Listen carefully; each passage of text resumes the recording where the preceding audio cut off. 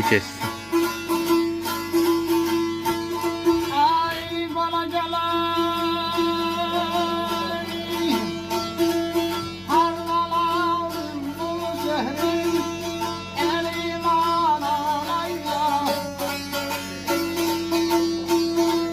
Sensize şaşılmasın elim analayla. Elim analaylasın elim analayla. Elim analaylasın elim analayla.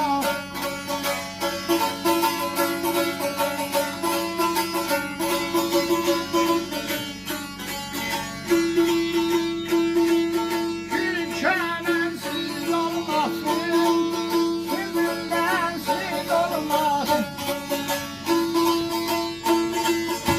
Ay vatan oğlu elim sensiz olmasın.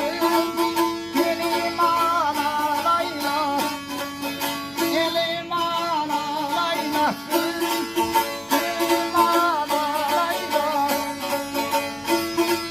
Allah pazarını versin ay vatan oğlu. Sağ olsun. Güzel Allah seni korusun. Amin. Uca Allah'tan istəyirəm her zaman. Bu pazarın yüksek olsun. Bu pazarın yüksek olsun. Gülsün. Her zaman üzün gülsün. Her zaman üzün gülsün. Çivin dolu olsun. Üzün uzun bereketli olsun.